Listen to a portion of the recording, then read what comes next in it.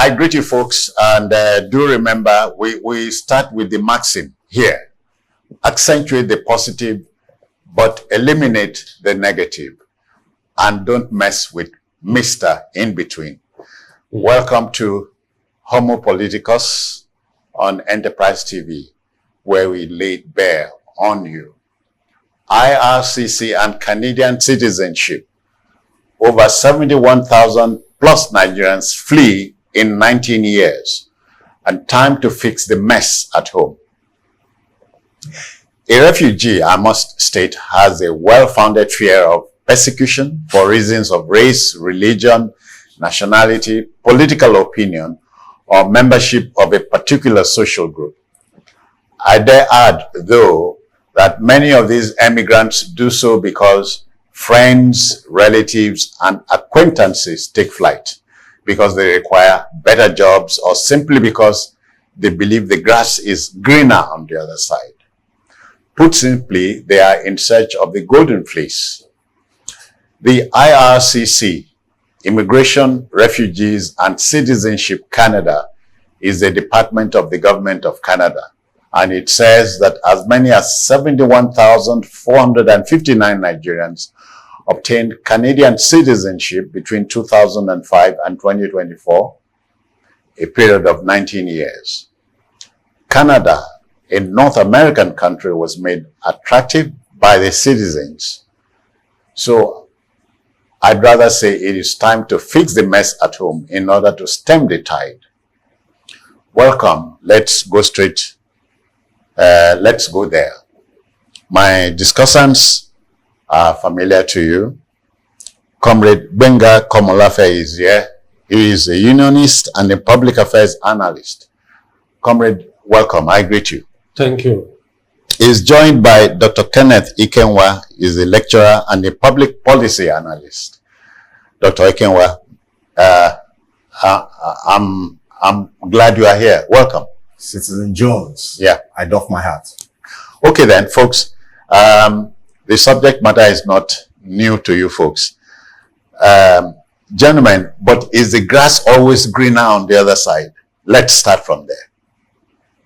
I think I'll yield to the comrade to tell us. Well, usually there's a perception that the grass is greener on the other side. But then that's why they have the fence to block your view. Yes, so that so that you might not perhaps see the clear picture of what might be the exact reality. You know, that ordinarily nobody will leave his or her comfort zone without some kind of conviction that there is a better deal on the other side. So it explains the exodus. Of course, yes. Dr. Ikenwa? I'll take two words from what the comrade has said. Okay. One is perception. The other is reality. So I would usually say that perception is an abstraction of reality.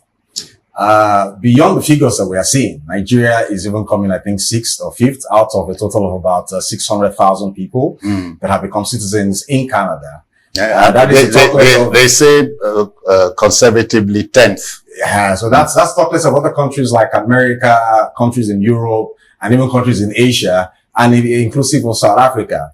I think the most important thing is for us to ask the key strategic questions, and to also look at some historical analysis, because this is not the first time that Nigeria is seeing this wave of immigration out of Nigeria. It started in the 70s, and in the 70s, it wasn't about going to seek for anything economic. It was about no pasture. We had a very strong viral currency, strong economy. Okay. We had too much money, so much money. The younger one didn't know what to do with the money. He was even paying salaries for some civil servants. Maybe that's where the problem came from. That's where the problem came from. So, we now come back to Andrew. I'm sure you're familiar with Andrew, sir. Who were begging. I was a child then. I was part of the people begging Andrew not to check out. Andrew, don't check out. I met Andrew in 1993 at my father's place. And then it came to 1986 where we had the SAP restructuring program. A lot of intellectuals, a lot of young people left. And now we're having this wave again. So the question is, how did we get here? Why are we here? And how did we get here? And then we also straightforward answer. We came here by choice. Well, you love to say that, but I also need to say that it is important for us to also establish who is gaining, from this immigration economics. Who is this gaining? Madness. As the conversation unfolds, we would break these things open, because this issue of immigration is not just it's not just a hot button topic. It is red, it is black, and it is white. So we need to really look at it and advise the government, because is Nigeria gaining? We may be saying that in the last 1 year or 2 years, we've had repatriation of, diaspora currency, dollars back to Nigeria in the excess of 1-2 billion. That is not the issue. Our lecturers are going, our young men are going, our young women are going, and these things are going to have multiplier economic, are these choices? Effects. These choices, as you love to say. They are choices. Well, if you say Dr. Okenwa, but you are still here at home. I have chosen not to go. Oh, okay. I had that choice in 2001. My auntie wanted me to come to the States. All expense paid, visa guaranteed, and she felt I would have better opportunities. I was young, out of school. I just finished serving my country, and I loved this country. I believed in this country. I believed in quotes in this country. I believed that I was born here for a purpose to contribute. But 23 years afterwards, Citizen Jones, I'm sure you want to ask me the question again. If I had the opportunity, whether I want to go. Age is not on my side. Okay. I ask myself, what am I going to do there at this age? What am I going to teach in America or in England that they are not teaching their citizens already? Okay. So I like the way you started. Let's look at what is happening back home. And I think it's time for us to fix our home front. Yeah. Comrade, we must fix the home front so as to keep these Nigerians at home. It's possible. Yeah, of course, it's possible. Like you said, whatever you have is also a matter of choice. Nigeria has a youth face. It's a very young population. I understand that young people actually constitute close to 80% of the overall population. And when you have that kind of youth bulge, and you are at the same time you have very little or no prospect of employment for these young people, the educational system that should socialize them into being productive itself is extremely fractured. The lecturers are on strike almost every other time for very obvious reasons. These young people, whereas their mates in other parts of the world can take internet access, digital access for granted, here it has to be a lot of struggle. These young people, even when they manage to go through the educational system and come out with something, there is little or no prospect of productive employment. So it shouldn't be a surprise that you have a lot of young people that really want to seek the greener pasture elsewhere. Okay, then. Wherever that might be. Now, the question is, can it be better? Can we fix the situation? I think we can, and I think we got. If we are determined to. If we are determined to. Yeah. For instance, I do not know why Nigeria has to be the only OPEC country that imports petroleum products. It's a choice again. Let's go there. It's a contradiction. Because if your refineries are working, it means hundreds of thousands of people are working. And those are the aspects we don't even look at. People only look at there's no control. Comrade, when you introduce that element into the discussion, my mind goes to a barrel of crude oil. Doc, you heard they have more than 44 actually. 40 products from a barrel of crude oil. Petrochemicals. When we send the crude out, we only receive the PMS. That's all. Spirit. The rest can go to hell. It's a choice, even if a demonic choice. Yeah, I agree with you. I agree with you that it's a choice. Because we have had a crop of leadership that has consistently refused to resolve the debacles in the oil and gas sector. Almost 25% of of the crude is actually gets stolen. You know, and we have a government over the years that are reduced to address that. We've had hundreds of companies and factories that have closed down on account of the fact that they can't access the raw material they used to take for granted from the oil and gas sector.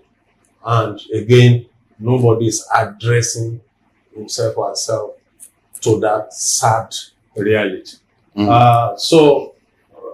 I think when we are ready, like you will say, we have all it takes to build a modern economy, to have a productive economy that will put our young people to work. Yeah, you know, let's even quickly go there. I've heard the phrase, I wonder if you folks have heard it too. God is blessing America, but is America blessing God? Take it back home. God has blessed this country. Resources, human capital. But are we blessing God? The answer may be blowing in the wind. But let's go back to the talking point. Have you heard that not all those who who took flight are enjoying their stay overseas? Have you heard any such thing? Of course, yes. It's not easy to be a refugee, which I think was where you started off. A refugee is a refugee. To start with, it's not so easy to regularize your status. Okay. When you find yourself in a foreign country. You're a foreigner one time, at another time, you are an associate citizen, you know. Then at some other time, maybe after a long expanse of time, and a large portion of your life has been invested in that country, then maybe you can be a citizen. And even then, you are a lesser kind of citizen. That's the reality. But may I ask, don't feel offended. Yeah. We are not beating the bug. You don't feel the urge to take flight. Myself? Yeah. Like you said, is it not too late in the day? Okay. But not all. It's not too late. I just heard of a couple, 83. That's it. Who just immigrated. They went to meet their children. Because I was going to I'm asking myself, what is an 80-year-old man, 83-year-old man and his 80-year-old wife, what are they going to do abroad? And that is so sad. And you know, the class of Nigerians that are actually involved in what we call regular immigration right now are actually upper middle class people. They are not selling their houses, selling their property, not selling, not just everything. People are selling businesses. These are not people in their 20s, 30s. Yes. No, we have them in the 20s, in the 30s, in the 40s. It cuts across the different age brackets and strata. Young people I think also that we should look at what does this indicate? What does it actually point to? You know, I took a lecture last week in the university, my 200 level students in economics, and I gave characteristics of our business environment. And one of the major characteristics I gave, and I say that with all audacity, is that Nigeria is a failure. Now, those are two different things. Nigeria is not a failed state. It is not. It will never fail as long as I'm here. Yeah. As long as the heavens are open. As long as we can pray. But we're praying too much and we're failing to work.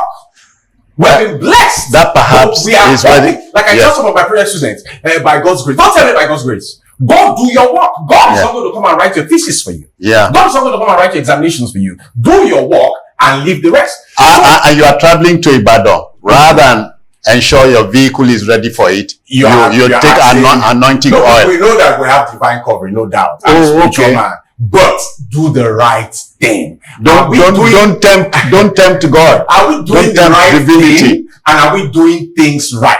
The answer is capital N-O. No. The other side to this issue is the two sides of the pendulum. What is actually happening in this country with respect to immigration and immigration? Yeah. The Western countries seem to be taking advantage of the fact that we have become docile as a people and we have invested more in extractive economics than productive economics. Yeah. Okay. So they're not just extracting our oil, we're not just extracting even cassava now is a big deal, it's a cash crop. Oh yeah. You can't buy Gary now. They're just extracting our cash crops. They are now extracting our human and intellectual capital, our people. So the West is gaining by upskilling. That's the game. Yeah. We down here in the South, the global South, we call ourselves, those of us in the poor nations, third world countries, are losing because we are gradually being de-skilled. Yeah. Look at the banking sector. Look at the banking sector. You'll find most top banks are having issues with alerts, their technological architecture is not working. I have taught some of the students that have immigrated, and they will tell you that they are leaving. So most of the brains, even in our financial sector, have left. And that's why you see there's a high rate of occupational mobility in the banking sector, because this boy is here today, a small boy of 22, he can code, he's good in Python and all these codes. Somebody offers him 2 million a month. The next thing another bank say, please come and take 3 million a month. So those boys don't even know what to do with money. Okay. That's why you see many of them carrying dreadlocks, because they don't even have time for themselves. They are busy. And the next thing you hear, these boys have left. There is a problem by sitting on a keg of gunpowder, and I hope this government, with its renewed agenda, can do something about this and stem this tide. Comrade, to underscore what he has just said, when I recall that about 4 Nigerians are in the Biden government as we speak, my mind goes to Hush Puppy. It is not the best we can cite at it. So it's a mixture. The good, the bad, the ugly. It's an amalgam of I think he used that imagery. That black and white and something in between. Red okay, and you hot. said, you know. So it's always a mix, you know. Okay. But like he said, I think the overall picture is that we are losing a lot, because like every economist will tell you, is the human capital, the human factor that matters most in sustainable. Now, when I hear the medical field is losing, it makes me sad. Yeah, tremendously. It's sad because it takes a lot to train a medical doctor. Yeah. And anywhere in the world, a lot to keep him. Anywhere in the world, medical doctors are treated as some class of professionals because of what it takes, you know, because she's dealing with human beings, you know, not machines, not. So, and we trained them in cost of thousands every year. And a few years down the line, most of them are gone. In fact, the best of them are gone. So it's really sad. And like he said, the best of them are enticed out of the country, and they go. Like he said, I got a feel of what's happening in the finance sector during the Naira devaluation crisis and all of that. Redenomination. Design. And then they want everybody to start doing digital transfers. They don't want us to carry cash. And the banks broke down. Because so I asked one of my friends he said, look, all our young people that do this thing are already gone. They're going. We can't cope. Yeah. So everybody is doing transfer, and at the back end, nobody to manage the info. Nobody to manage the salaries. And so everything broke down. So it was only the Chinese OPay and PalmPay and all of that to some extent came to us. So I think OPay should pay us because we are giving them some adverts. We're mentioning their names.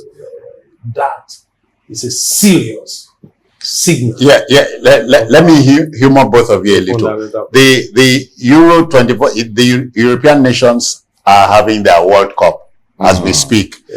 So many of the players are of Nigerian origin, and so it begs the question: why won't they elect to play for their home country? I don't know if you see the picture I'm painting. The answer to that question is answered with A, B, C. A, the attitude of the Nigerian government. Okay. B, the behavior of Nigerian officials. C, corruption. I'm happy we're talking about medicine. We're talking about football. Because one of the things I wanted to do in my life was to be a footballer. You know, for the love of the money, not for the love of the game. But the first thing you have to do when you want to play football for Nigeria is to modify your age structure. So we have a lot of Nigerian footballers that were playing and doing very well 10 years ago. Messi is still playing football. The people that played with Messi have disappeared from the scene. Including your Michael Obi. I didn't say that. Sir. No. But I have it's a fact. Then we have people that want to come play for their country who also have dual citizenships, and they are asking them to bribe to be able to play for their country. These are issues, corruption. The attitude. These boys come home, they want to come and play for Nigeria. You relegate them back because they're not willing to play ball. Yeah. We saw the issue recently with the recent so-called African Footballer of the Year. A very small. No, it's not so-called. Well, I say so-called. I'm entitled to my opinion. It's so-called because if Finidi George was playing football in 1994 and I watched him, and you are claiming to be 25 years old, you weren't born when Finidi George was giving us glory in the USA. So for you to come out, behavior. Okay. ABC.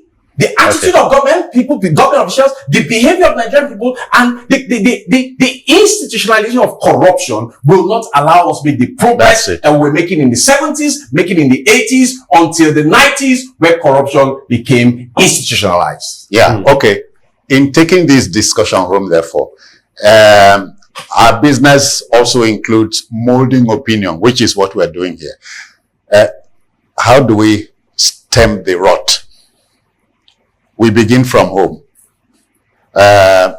Michael Jackson's song, Man in the Mirror, comes to mind here. He says, if you want to change the world, take a look at the man in the mirror. So who is the man in the mirror here? Nigeria. Because Citizen Jones is the man in the mirror here. No, Nigeria is the man in the mirror. So we have to make home good for you to stay. Don't leave home. Yeah, very easily said.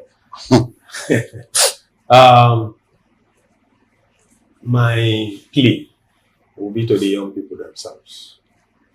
And young people have repeatedly demonstrated that they have capacity to shake the status quo and ask the relevant questions. We need them to be better organized around that necessity. Okay. And we need them to be more forthcoming in terms of, like somebody said, every generation has its mission. You either fulfill it or you betray it. That's fun. And nature would never forgive you if you mess with it. Betray it. Yeah. So, like the Kenyans the Kenyan Gen Z are demonstrating, right now. And like our young people have demonstrated several times in the past. We need our young people to begin to ask serious questions. Relevant questions.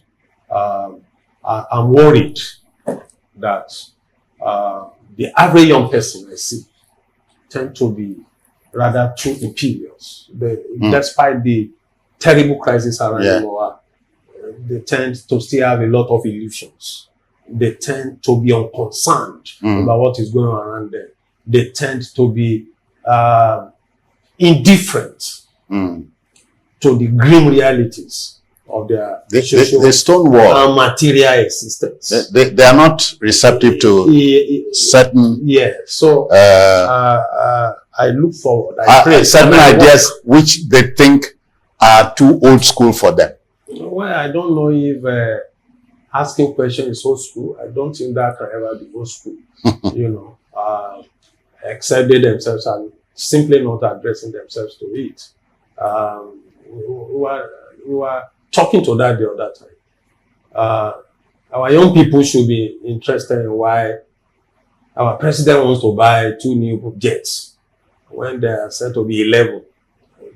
I mean, in the fleet. So I think we need young people. We need a sense of outrage among young people than what I'm seeing, than what I'm getting. And because it is only they that, because by their sheer number, that can ask these serious questions and they will be taken seriously. Each time people like us talk nowadays, it's either because we are disgruntled, we are being used by whatever. opposition parties, or, but if you don't even come out, some of those blackmails can't get, and if they really come out in their number, I think things will begin to shake up. But if we continue to have this kind of indifference, that's actually what worries me. Dr. Kenwa, how do you bury this now? How do we take it? Where the comrades stop, the word indifference. Why are the young ones indifferent? And why, given the Pareto principle, the 80-20 principle, why do we have 80% of the population and the citizenry supposedly indifferent, supposedly indolent, supposedly docile? Why? Because certain key issues have become institutionalized and weaponized in our country, chief of which is poverty and a mal-educational system. There are so many young people today, so many Nigerians today, who cannot even write a letter of application to get a job. And yet they want to leave Nigeria to go and be seen living abroad. Why? Because we have a system that has rewarded promotion without proper certification. We have a system that has rewarded people having degrees and the individuals themselves lack pedigree. Yeah, because you become heavily certificated. I'm sorry about that. A degree, no pedigree. A degree, no pedigree. And then the next thing we need to start talking about is the fact that our leaders need to start leading by examples. You can't be saying people should not leave, people should stay back, be patriotic, and when you have ordinary single headache or you have small mosquito bite, you're on the private jet, you are flying to London to go and receive medical attention with our own taxpayers' money. You can't be asking people and asking lecturers to be patient, to be understanding, when all your children are schooling in the best schools abroad. But you can't be asking them to be patient when people are now owning their own universities just because they are privileged to have held one position or the other. The other day, a director in the civil service was found to own a university in Nigeria. A director, my age mate. Am I in the wrong country? Am I sleeping? Or in the wrong vocation? I don't know. Maybe I came too early. Maybe I came too late. But overall, let it be said that there's hope for this country. Let it be said that they are true lovers of this country. Let it be said that I am a believer in democracy. I believe in democracy. Let it be said that I believe that Nigeria is a product, like Chinua Achebe said in his book, The Problem with Nigeria, in page 3 of that book. Nigeria is a product of divine providence. And as a product of divine providence, we have a special mission for the entire black race and black peoples of the world all over, wherever you find themselves. So I believe there's hope, and I believe that we can, flip the script, and people will start coming back home if we build a better place. We apply the brakes here, but not before thanking Comrade Benga Komolafe for your time, sir. Thanks for having me. Dr. Kenneth Ikenwa, many thanks too. Always a pleasure. Well, let the debate continue in your part of town. In my 70s, I've elected to remain here. Home is still favorable to me to the extent that I've not been challenged, I've not been harassed. But again, government at home should make home more comfortable, more what's the word now? Conducive, more attractive, so people will not want to go out. Canada, for instance, was made what it is by the citizens of the country.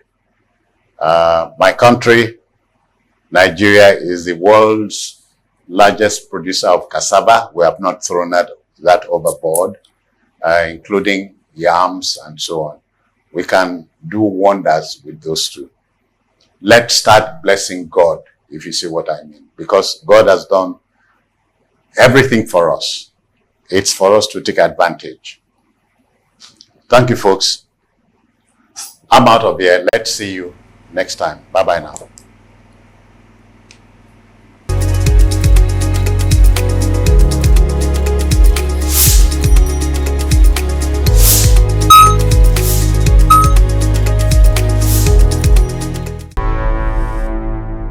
Enterprise TV, a tradition of truth.